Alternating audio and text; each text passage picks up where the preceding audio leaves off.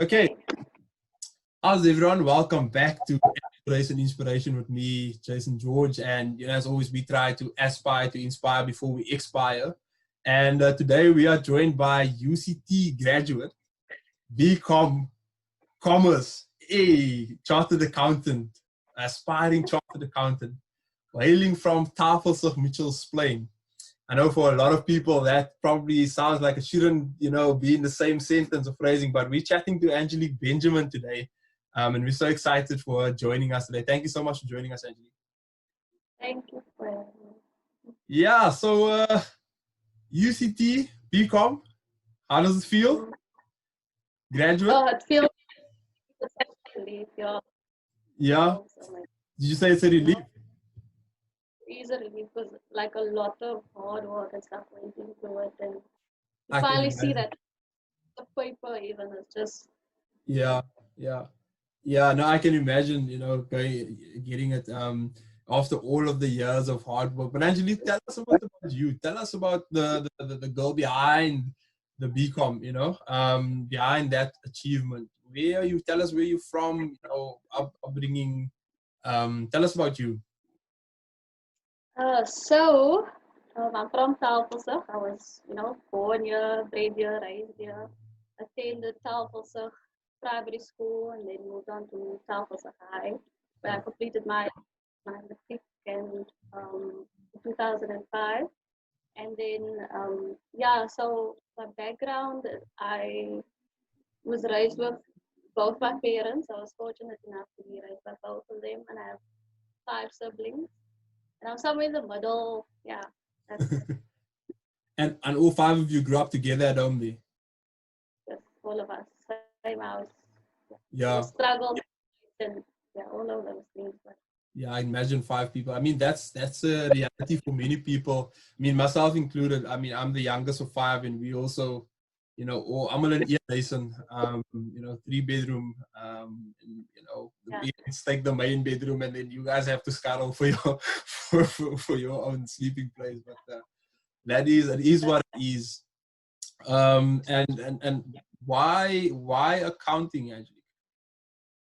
Why accounting? So it was tough for me because I wasn't really sure growing up what I wanted to become. There was a lot of things that I wanted to do, but then in matric I finally made the decision. Okay, accounting is what I want to do because of the camp that I attended. So they had chartered accountants there, and they had students there that spoke about the chartered accounting route, and then I was like, this is what I want. Yeah, and like how do you? I mean, for someone that's watching and thinking about doing accounting, what advice do you have for a person like that? What kind of subjects do you have to do? What kind of person do you have to be, if you want to call it that? And I mean, thinking about where we're from and getting to where you are now, what would you say? What kind of advice would you give someone listening? I mean, just hard work and consistency is what will get you to studying like any degree. But for accounting specifically, you just need maths. Don't need accounting. I thought that I needed accounting to study accounting, but at university and things they have this sort of teaching course, so you don't need accounting. You just need to be really good at maths and get a good maths mark. And is there, what does a chart, as you studying the chartered accountant route, what does that mean? What will you be doing as a chartered accountant? What's for the chartered accounting route, it's like a designation. There's not something specific that you can do, is because the chartered accounting, it teaches you so many skills. You actually have a choice, and that's actually one of the reasons why I also chose chartered accounting, is because of the choice that it offers you. So there's 4 main streams. So there's tax, and there's auditing, and there's accounting, and then there's management accounting and finance. So you can go into tax, you go into auditing, you can do internal auditing, you can be a financial manager, you can be a CEO, you can do a whole lot of stuff with this designation. Yeah. That's amazing. Because I mean, you would think that if you're going to go and study accounting, I mean, you think you're just going to be working with numbers every day, and you're just going to be. It's not just about the number crunching. It's about analyzing. It's yeah, Yeah. it's not just the numbers anymore. Okay. Okay. Cool. And then, did you have any funding at university while you were there? What type of funding did you receive? Yes. So I was fortunate enough to be sponsored by Thuthuka. So Thuthuka is a bursary for coloreds, blacks, Indians, just previously disadvantaged students, and it's a fully funded bursary. So they fund your tuition, they fund your residence, your books. They give you pocket money as well. So it's a really good bursary to have.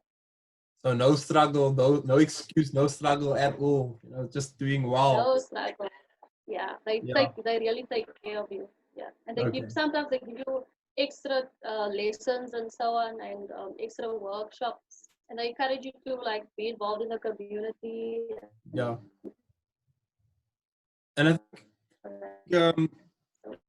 something that's important for me. Excuse me? Are you there? Are you there? No, I didn't say. Okay. Yeah. Okay.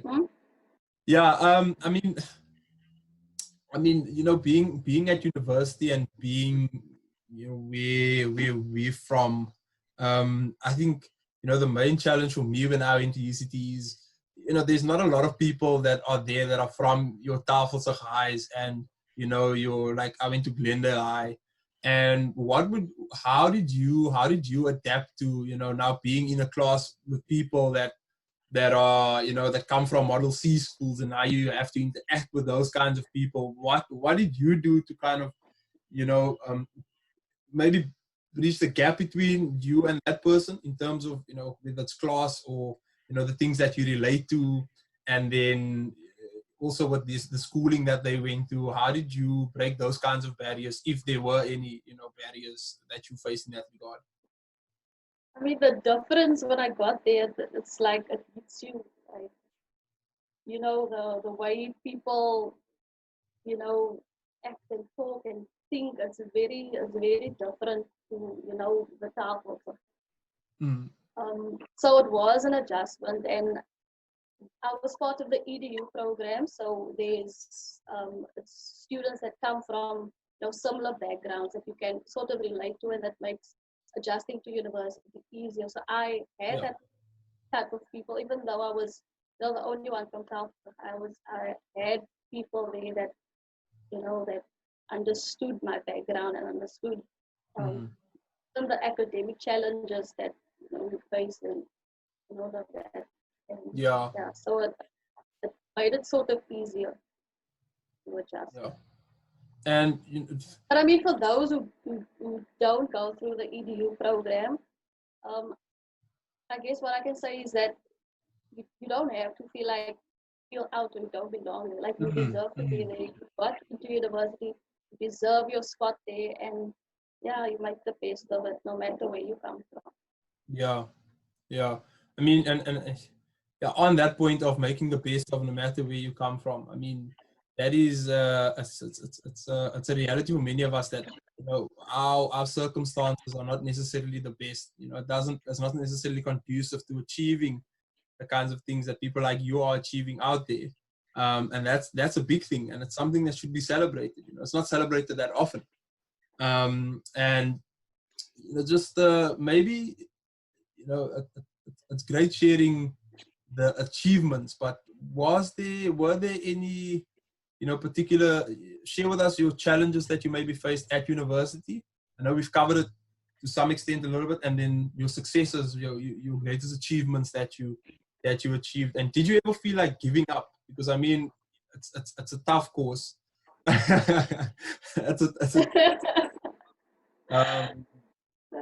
to us about your challenges. Talk to us about your successes, your achievements, and, talk to us about how you overcame that feeling of wanting to give up. Yeah, there were times where I just wanted to give up, where I felt like this isn't for me, where I felt like no, this is too much. I can't handle this, or I'm not getting, support.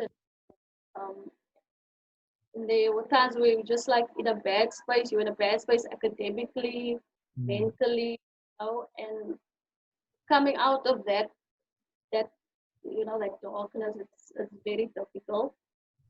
But I'm glad I managed to get overcome that, get over that, and I stuck to my the reason to why I started, and Yeah. I had this the motivational quotes on my mirror and on my what's that thing called where you put your notes on and stuff like that. Oh, Where is it the pin board or what's it? I don't know. that board, that board, Yeah. just The notice board. my motivational quotes, it comes from it. Yeah. So I look at that and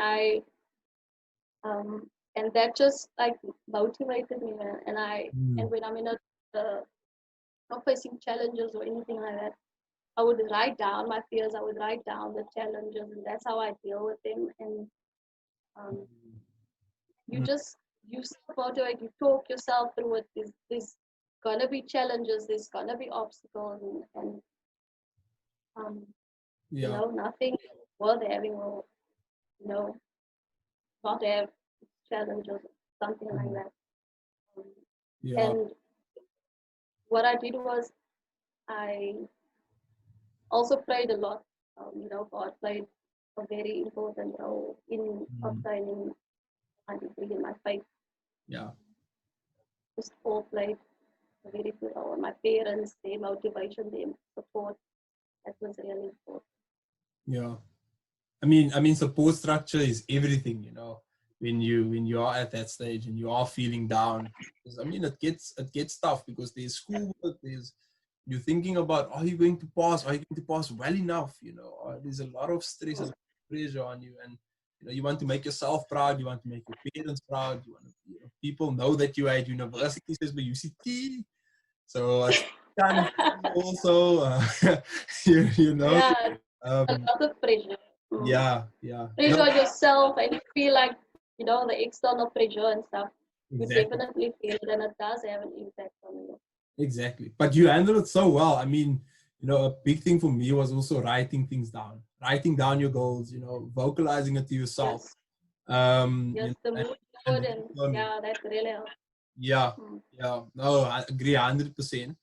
And then are you signed with anyone at the moment? I am not signed with anyone. The way Thuthuka works is that you can't sign with any firm. So they allocate you, and the way things work is you sign a preference form, and they will allocate you based on your preference and based on the sponsors, the people, the companies that sponsor you, where you'd like fit or something like that. Yeah. Okay. And then maybe off the record, what would your preference be? Do you have a preference? I do. I would really like to go. I don't know if I should say it, but I'd really like to go into the public sector. Okay. So AG, National Treasury, that's where I would really, because I feel like that fits with my values and sort of where I see myself, in the future. No corporate. That was not for me. It's not about the prestige and the big four, and I just like, I want to feel like I'm adding value and to the public. Yeah, that's amazing. That's so noble. What I usually see in the accounting field is everyone wants to go to the KPMGs and the PwC. The KPMG, the Deloitte, the P. Yeah. It's like, live your best life. To each their own, you say. Yeah. And I think thank you so much again for having this chat with me. I know you are so busy at this time. You're doing your PGDA right now, right? Yes. And what does that do for you? What does that mean for you? So that's just a stepping stone to where the CA AGSA designation. So the process is you need to complete your BCom, you need to do your postgrad, and then you do your article. So I'm currently doing my postgrad, and hopefully next year write my ITC, start my article. What's the ITC for those of us who are listening and maybe we don't know what that's all about?